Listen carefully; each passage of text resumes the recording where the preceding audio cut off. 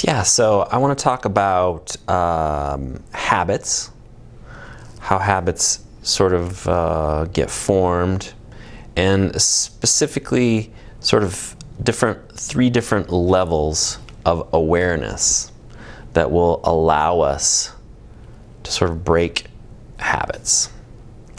I'm Jay Eaker from the BioSoul Integration Center in Louisville, Colorado, and I help soul-led people to embody their soul's gifts so that they can share those gifts on the planet and do what it is that they came here to do. There's a lot of, healing that happens on other levels when someone does that, whether it's back pain or emotional issues or, depression or anxiety or body chemistry or spiritual stuff, being able to manifest yourself on the planet. There's a lot of those things that sort of clear up when we can help someone embody their soul's gifts and their soul's essence and get them to start moving in the direction of doing what it is that they've been put here to do. If you could please subscribe to my YouTube channel here, like it, share it, leave a comment. I'd love to talk to you in the comment section. If you see this somewhere else on podcast, you can find BioSoul Integration podcast can be found wherever podcasts are found, and as well as on any social media outlets. You might run into this there. Wherever you find it, please like it, share it, pass it along to those who might be interested. So, habits and different levels of awareness that make it possible for us to break those habits or to heal those, habitual behaviors. So the first level of awareness that has to do with habits, they say there's, on the continuum of awareness, like, I know what I know what I don't know, and then there's I don't know what I don't know. So first, a lot of people are not even aware of their habits. A lot of this stuff is happening under the surface, unconsciously. Our lives, our bodies and our lives are being controlled unconsciously. That's a huge part of our behavior as humans. Probably like 90% or something like that. We're animals on some level. We're going off of instinct on some level. That instinct and that behavior is controlled, impacted on some level by the survival patterns that have gotten installed in our system. When we're born, there's a certain part of our nervous system that comes online, the primitive base layer part of our nervous system that I call the primal brain. And what it does is it develops like 2 to 4 weeks after conception, and is the thing that's running the show from then until about age 7, where that part of the nervous system is really just feeling into our environment. We're gathering information about how to do this human thing by interacting with the energetic vibe of the people and the culture around us, and we're sort of exchanging information directly on that energetic level. And if their nervous system says this is the way to do it, then we automatically adopt that because we rely on them for our survival. There's some basic level on which we know that fitting in the herd is gonna ensure our survival as an earth being. It's something that we upload from millions of years of life on Earth. And so there are ways that it gets baked into our system, ways that we are judging parts of, just like our parents did. They judge, what's their relationship with power, what's their relationship with love, what's their relationship with fear and anger and joy and everything that being human means.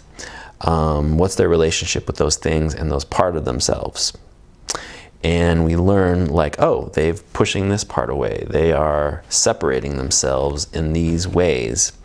And it's something that they picked up from their parents, and they picked up from their parents, and so on. So it's no one's fault. But we pick up on that automatically, and automatically, instantly, we adopt those ways of being. We kind of tune ourselves, just like they've tuned themselves. And part of that tuning means that we push away parts of ourselves. Awareness is taken away from, is drained out of certain parts of ourselves, and this pattern, this program is installed that says, you know, we don't look at that. We don't look at that. We don't even know why we don't look at it. We just don't look at it. And then we go about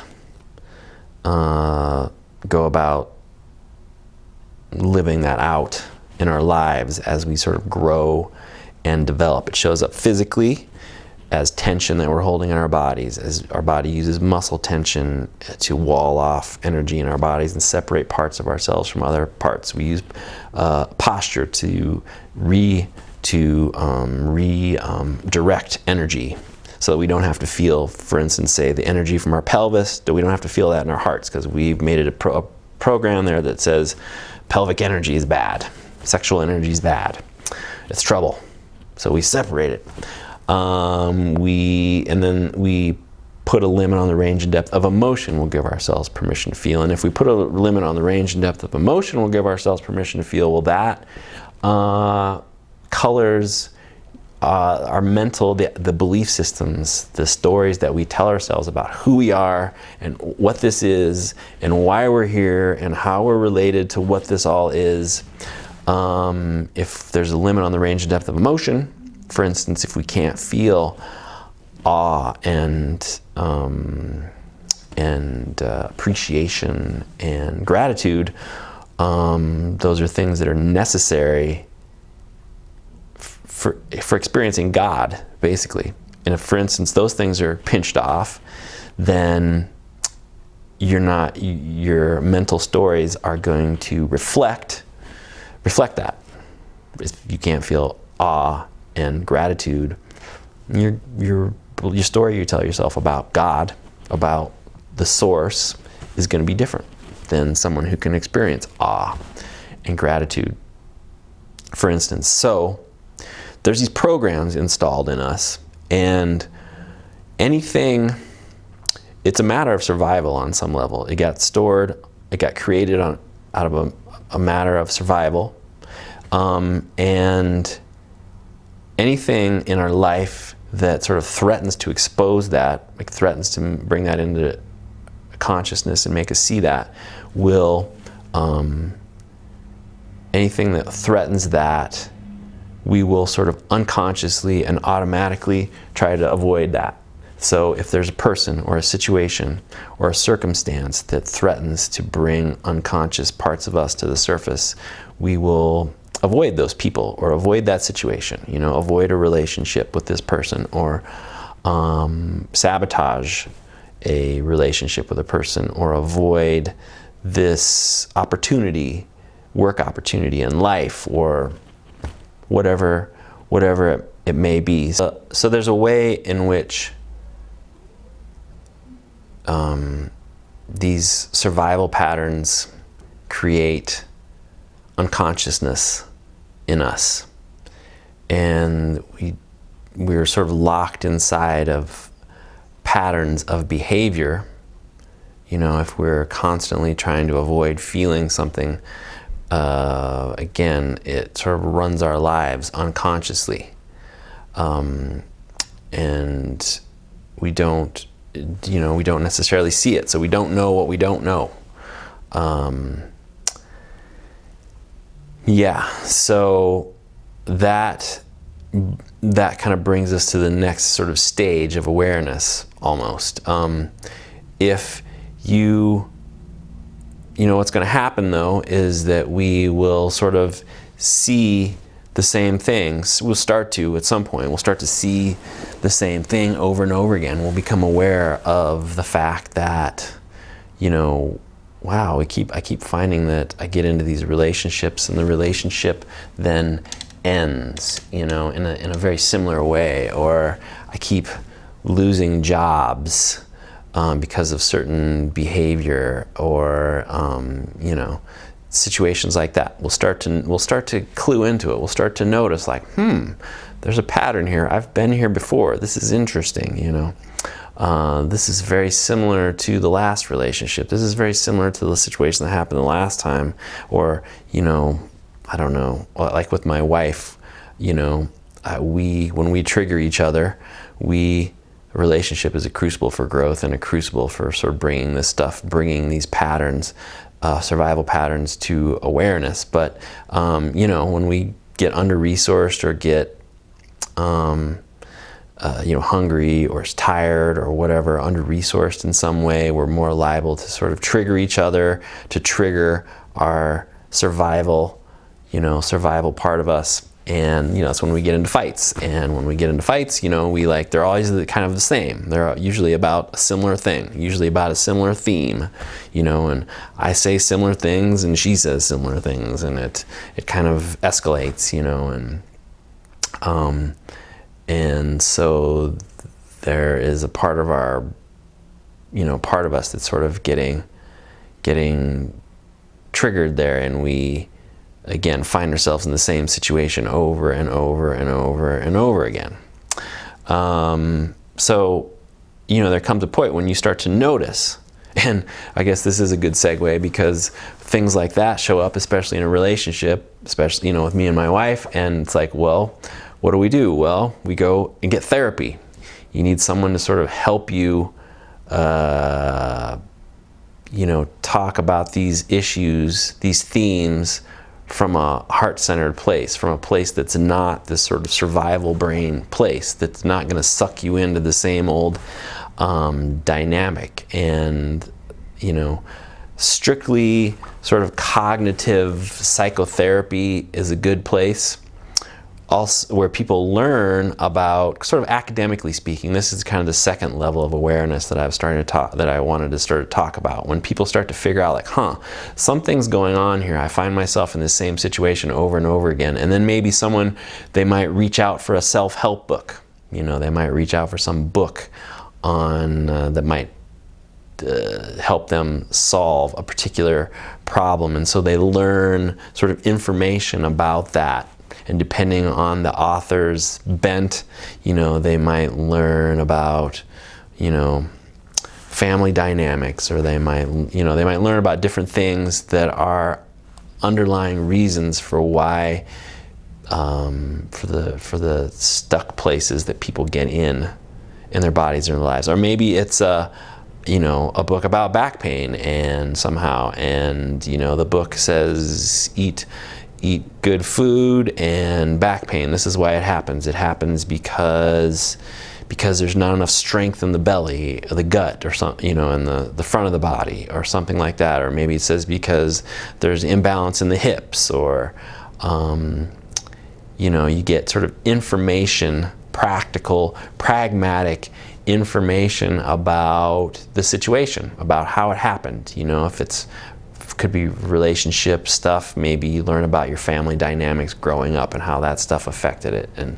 now because of what happened there, this is why you respond that way. So there's sort of like information for your thinking mind about the habit, about why you keep finding yourself in this particular situation.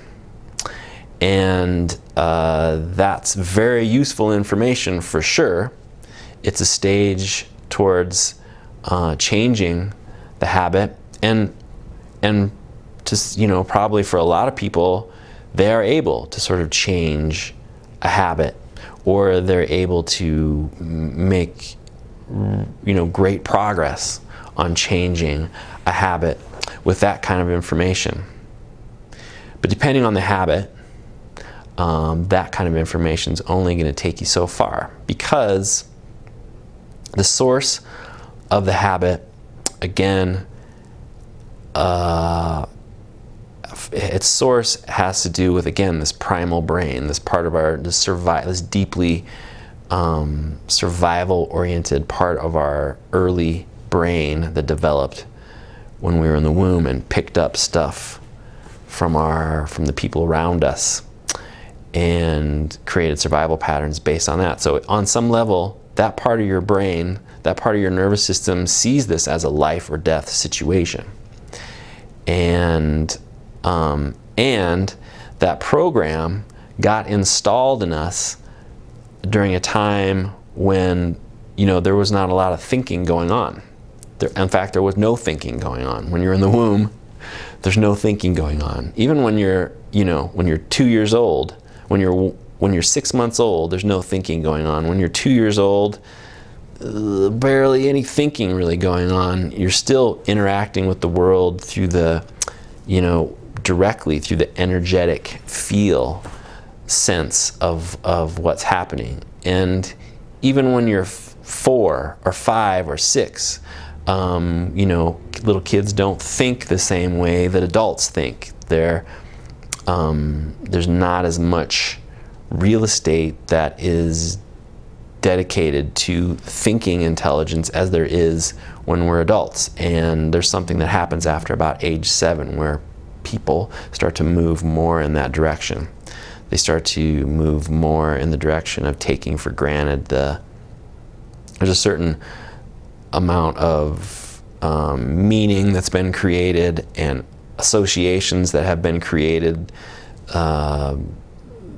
that becomes automatic, and that people just sort of rely on that from that point forward, from about age 7 on. And that's why lots of developmental psychologists and whatnot talk about how up to about age 7 is a really important, really influential time in our lives, especially as far as habits go, habitual behaviors that we get ourselves into. But anyway, my point is that these things got installed at a time when there was no thinking going on, when there was just feeling going on. And so, although we could make great changes potentially, we cannot often completely sort of dissolve a habit through thinking. You can't, doesn't matter, it's not going to matter how many books on a certain thing you read. It's not going to matter, on some level, it's not going to matter how much psychotherapy you get. That's going to, that is going to, the benefit of that will run itself out at some point, depending on the level of the habit and things that we're dealing with here. But so there's a way in which we can't think ourselves out of it. We have to feel our way through it, because the survival pattern that's responsible for this habit is, it happened at a time when we weren't thinking at all. It got installed at a time when we weren't thinking. We were just feeling. We were relating to the felt sense. And so that kind of brings me to the other level of awareness, which is a direct awareness, a felt sense. And what that means is, if there's, you might find you've been engaged in some habitual behavior. Let's say it's just getting on the internet a lot, or watching TV, or smoking cigarettes, or eating certain foods at certain times, or drinking on a regular basis. That's a popular thing, drinking a glass of wine or 2 glasses of wine every night, or going shopping, or all of these things can be habits. And what's it like when we don't get to do those things? Maybe a lot of us are finding out what it's like when we don't get to do those things. Like me, for instance, I really love movies, and I love the whole thing. I love the whole thing about going to the theater and getting popcorn and the whole thing, and it's really an escape for me, and I can't do that these days, right? And so there's a certain level, especially lately, when things get kind of hard, when I think, oh my God, I wish I could just go to a movie, But what happens when we don't get to do those things? What happens if you don't get to smoke the cigarettes? You don't get to, you don't get to eat the thing that you want to eat. You don't get to watch TV. You don't get to get on the internet. All of a sudden your internet goes out for a day or something like that, and you don't have internet. Your phone, breaks down on you somehow, and then you get to see, like, wow, what is life like without this thing that I have constantly checking in with? What happens? Often emotions start coming to the surface. We get agitated. We maybe fear, anxiety, panic of some level. The thing that's sort of been beneath the surface starts to sort of like come to the surface. And all of that is happening in our bodies. We're being asked to have a greater felt sense of what's happening in our bodies. Same, that's with, panic or anxiety or anger or frustration or, a big thing that happened to me as I had these blisters and boils and swelling joints that would show up in my hands and my feet.